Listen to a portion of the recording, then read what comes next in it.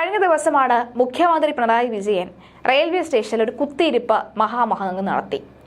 Railway station പൂട്ടിക്കും, RPF വളഞ്ഞിട്ടും ഞാൻ ഇവിടെ തന്നെ ഇരിക്കും എന്നൊക്കെ തന്നെ പറഞ്ഞുകൊണ്ട് മുഖ്യമന്ത്രി അങ്ങനെ ഒരു നീക്കം നടത്തുകയുണ്ടായി. മുഖ്യമന്ത്രി ഇത്രയും നേരം റെയിൽവേ സ്റ്റേഷനിൽ ഇരുത്തിയതിന് റെയിൽവേ സ്റ്റേഷൻ പൂട്ടിക്കാനുള്ള നടപടികൾ ആലോചിക്കുകയാണ് എന്ന ട്രോളുകളും ഉയരുകയാണ്. ഉദ്ഘാടന ചടങ്ങുകളിൽ പങ്കെടുത്ത ശേഷം തിരുവനന്തപുരത്തേക്ക് മടങ്ങാൻ റെയിൽവേ സ്റ്റേഷൻ പ്ലാറ്റ്ഫോമിലും ട്രെയിനിലുമായി എറണാകുളത്ത് മുഖ്യമന്ത്രി കാത്തിരുന്നത് അരമണിക്കൂറിലധികം.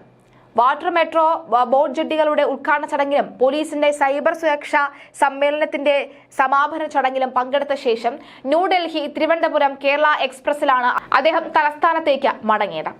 വൈകിട്ട് 4:46 മുഖ്യമന്ത്രി എറണാകുളം നോർത്ത് സ്റ്റേഷനിലെ 2-ാം നമ്പർ പ്ലാറ്റ്ഫോമിൽ എത്തിയത്. ട്രെയിൻ അപ്പോൾ ഇടപ്പള്ളി സ്റ്റേഷൻ വിട്ടിരുന്നതേയുള്ളൂ. 3 മിനിറ്റ് വൈകി 4:53 ട്രെയിൻ എത്തുന്നതുവരെ 2-ാം നമ്പർ പ്ലാറ്റ്ഫോമിന്റെ ചെറിയ പ്രവേശന കവാടത്തിന് സമീപം മുഖ്യമന്ത്രി കസേരയിട്ട് ഇരിപ്പങ്ങ് ഉറപ്പിച്ചു. CPM ജില്ലാ സെക്രട്ടറി S സതീശൻ ഒപ്പമുണ്ടായിരുന്നു.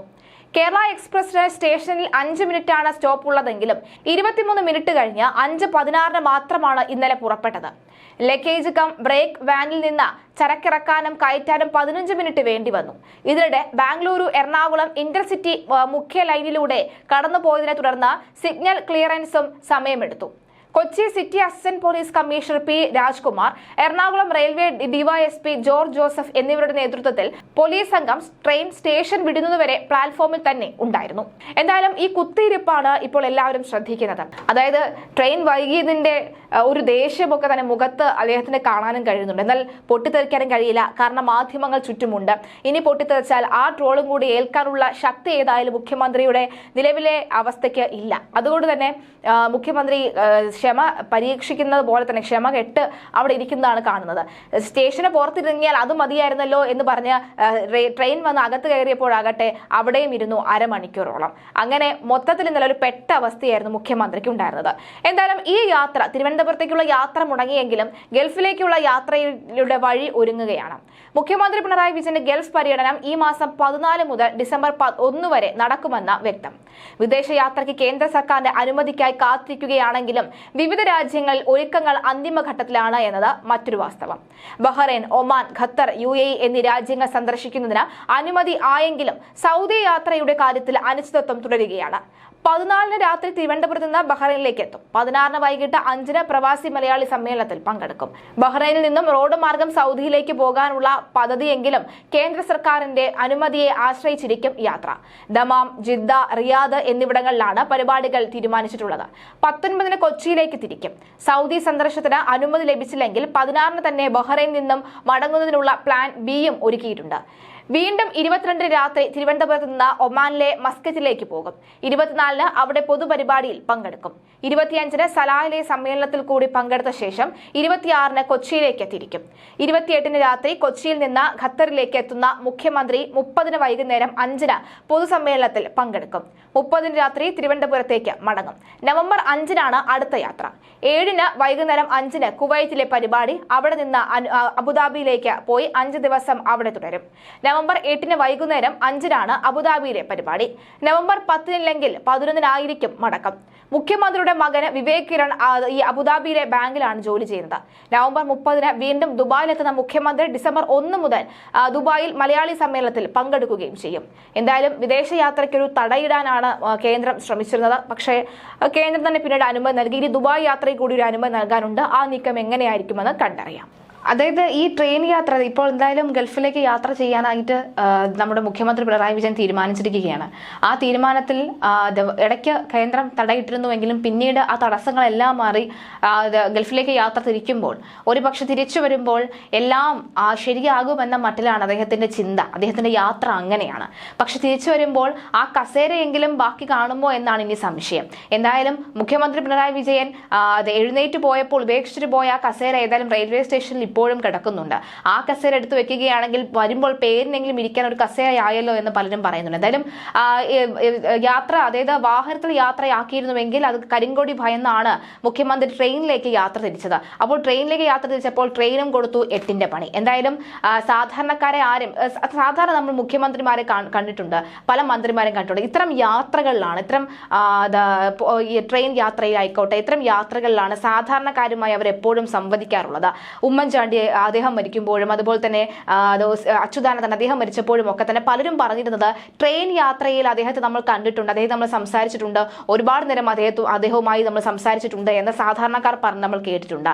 അങ്ങനെ പോലും ഒരു സാധാരണക്കാരെ പോലും അടുപ്പിക്കാതെയുള്ള ഈ നീക്കം, അതായത് ഒരു ബൂർഷ രാഷ്ട്രീയക്കാരന്റെ ഒരു ഭാവവും അഹംഭാവവും തന്നെയായിരുന്നു മുഖ്യമന്ത്രിക്ക് കഴിഞ്ഞ ദിവസം ഉണ്ടായിരുന്നത്. പലരും ചോദിക്കും, ഇതൊരു സാധാരണ വിഷയമല്ല, അതിന് ഇത്രയും പറയാനിരിക്കുക. പക്ഷെ ഒരു സാധാരണ വിഷയമാണെങ്കിൽ പോലും നമുക്കിതിന് മുൻപുള്ള, അല്ലെങ്കിൽ നമ്മൾ അത് മുൻ മുഖ്യമന്ത്രിയായിട്ടുള്ള ഉമ്മൻചാണ്ടി അദ്ദേഹം മരിക്കുമ്പോൾ നമ്മൾ കണ്ടതാണ് ഒരു ദൃശ്യം പുറത്തു വന്നത്. അതായത് ട്രെയിനിൽ അദ്ദേഹം യാത്ര ചെയ്യുന്നു, അദ്ദേഹം ഫയലുകളൊക്കെ നോക്കിക്കൊണ്ടിരിക്കുകയാണ്, പഠിച്ചുകൊണ്ടിരിക്കുകയാണ്. അതിന്റെ തൊട്ട് മുന്നിൽ അദ്ദേഹത്തെ കളിപ്പിച്ചുകൊണ്ട് ഒരു കുഞ്ഞു കുട്ടി ഉണ്ടാകുന്നു. അദ്ദേഹം ആ തിരക്ക് മാറ്റിവെച്ച് ആ കുഞ്ഞുകുട്ടിയുമായി അല്പസമയം ചിലവിടുന്നു. അങ്ങനെയൊക്കെയുള്ള ആ ഒരു സംവാദവും അതുപോലെയുള്ള ആ ഒരു ബന്ധമൊക്കെ തന്നെ ഇങ്ങനെ ഈ യാത്രയിലല്ലേ, ട്രെയിൻ യാത്രയിലല്ലേ നമ്മൾ പങ്കിട്ട് എടുക്കുന്നത് എന്നുള്ളതാണ്. എന്തായാലും കോൺഗ്രസിന്റെ ഒരു പ്രതിഷേധം ഭയന്നാണ് അദ്ദേഹം ട്രെയിൻ യാത്ര ചെയ്തത്. എന്തായാലും അദ്ദേഹത്തെ ചുറ്റും നിന്ന് ഏകദേശം 200-ൽ പരം മഫ്തിയിലും അല്ലാതെയുമായിട്ടുള്ള പോലീസ് ഉദ്യോഗസ്ഥർ അവിടെ ഉണ്ടായിരുന്നു എന്നാണ് വ്യക്തമാകുന്നത്. എന്തായാലും ഇതൊക്കെ കാണുമ്പോൾ ചില സാധാരണക്കാരായ മനുഷ്യർക്ക് പറയാതിരിക്കാൻ നിർവാഹമില്ലാതെ ചില കമന്റുകളായിട്ട് ഇടുന്നുണ്ട്. രാജാവ് ഇരുന്നു ഭടന്മാർ ഓച്ചാനിച്ച് നിൽക്കുന്നു, അമേരിക്കയിൽ പോയപ്പോൾ ഇരുന്ന ആ കസേരയായിരുന്നു കൂടുതൽ മാച്ച് എന്ന് പറയുന്നുണ്ട്. അടുത്ത് ഓച്ചാനിച്ച് നിൽക്കുന്ന അടിമകളെ കണ്ടോ എന്ന് ചോദിച്ച നിരവധി ആളുകൾ വരുന്നു. എന്തോ അപകടം വരുന്നു എന്നാണ് നിമിത്തങ്ങൾ പറയുന്നത്. ഒരാഴ്ചത്തേക്ക് ട്രെയിൻ യാത്ര എല്ലാവരും ഒഴിവാക്കുക എന്ന് പറയുന്നവരും ധാരാളമായിട്ടുണ്ട്. പണ്ട് സ്റ്റുഡിയോയിൽ സെന്റും പുരട്ടി ഫോട്ടോ എടുക്കാനിരുന്ന പോലെയുണ്ട് എന്ന് പറയുന്നുണ്ട്. തിരുട്ട് CM മൊത്തം കട്ടുമുടിച്ച് ഇപ്പോൾ അയ്യപ്പന്റെ സ്വർണവും, അടിമകളുടെ തമ്പ്രാൻ എന്ന് വിശേഷിപ്പിക്കുന്നവരും നിരവധിയുണ്ട്. ഒരു ഉളുപ്പില്ലാത്ത മനുഷ്യൻ, അവിടെയുള്ള മനുഷ്യരൊക്കെ കണ്ടുകൂടെ? ഇപ്പോഴാണ് ഒരു രാജാവിന്റെ ലുക്ക് വന്നത്.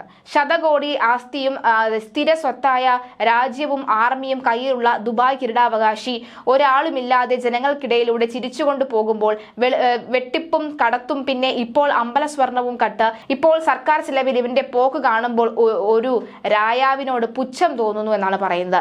ഇത് കല്യാണത്തിന് ചെക്കൻ വന്ന് ഇരിക്കുന്നത് പോലെ ഉണ്ടല്ലോ എന്ന് പറയുന്ന നിരവധി ആളുകളുണ്ട്.